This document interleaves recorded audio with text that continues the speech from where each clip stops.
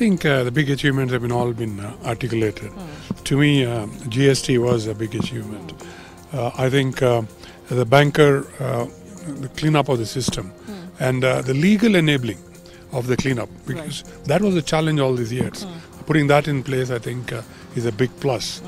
So the growth engines are there, and I would look at, again, 1.2, 1.3 billion people, the infrastructure needs. You pick any area, whether it is roads, whether it is water, whether it is power, whether it is homes. True.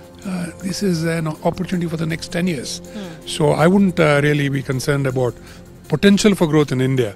I think it is planning for growth and executing for growth, which should be top on the agenda. We'll have to look at where are jobs created. I think jobs are created two ways. One, the act of investment, and thereafter when the investments bear fruit. So if I'm saying that the infrastructure agenda for India is so large, that should be the growth engine driver in the first place. And thereafter, when incomes rise, consumption becomes the second. The Indian economy, I think, is going to be led by investments and consumption. And investments, I would think there's virtual and endless opportunity on the infrastructure front.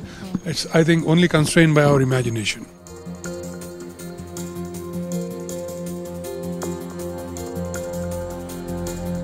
I think they have been reformist in their very nature. A lot of financial reforms have taken place, ease of doing business issues have been sorted out.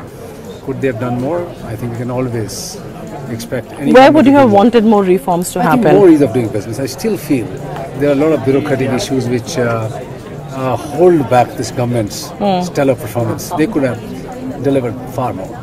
The intention is there. People don't get the benefits of change anytime soon, and they resent these big changes, especially when you have stark disparities of rich getting richer, poor not making it, agriculture in distress, people moving into urban centers, not getting enough jobs.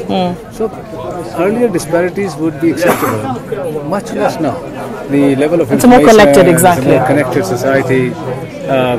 Curse us, thank us, but the world is connected now. People see what's going on, and they suddenly realize that they can do so much better. And that restlessness is there. And for any political leader, including strong leaders like Prime Minister Modi, it is hard in a short period of time of 4 or 5 years to make everybody happy.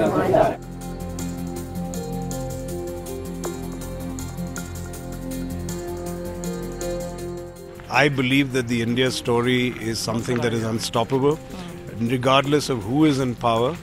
Just to make things anecdotal, I have a nephew. He said, you know, India is the place to be. And this guy is from United World College, Ivy League colleges now. The world is his oyster. And I said, you really believe that? And he said, look around. He said, look at the chaos around the world. Look at the political instability. Look at the demographics. Look at the potential and look what's going on. He said, you come here. There's so much action going on. He said, I don't think there's any other place to be in the world. So, as they say, out of the mouths of babes, sometimes we can analyze and drive ourselves into paralysis. Whatever's happened in the last 5 years hasn't done anything except to enhance the India story.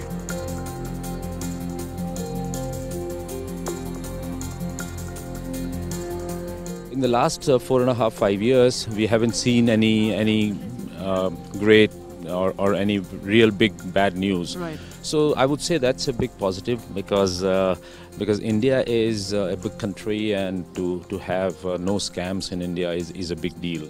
I think this government took a lot of reforms. I mean, everybody tells that I'm a big fan of this government, but it's not about that. It's about India. I'm a big fan of India, and I believe that any government which provides a good governance in this environment in this country is a good government.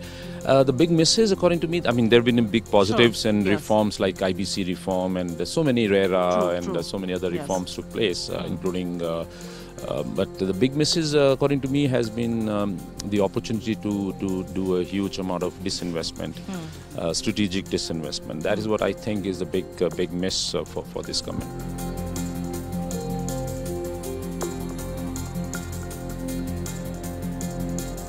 I think India has done phenomenally well in the last 5 years.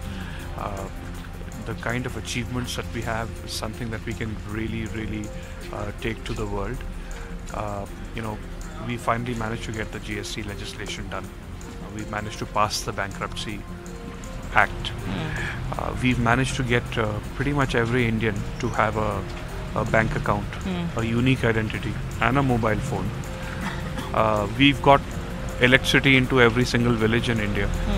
We have this massive, medical insurance scheme that we have launched. So incredible achievements on the road sector. Look at the pace at which roads are being built in India through the Swachh Bharat Abhiyan. We've actually managed to clean up so many cities. Right. I don't think that these kind of achievements in 5 years are. I think these are things to be really proud of. We are, as you know, now going to be the 5th largest economy in the world. We will overtake Britain this year.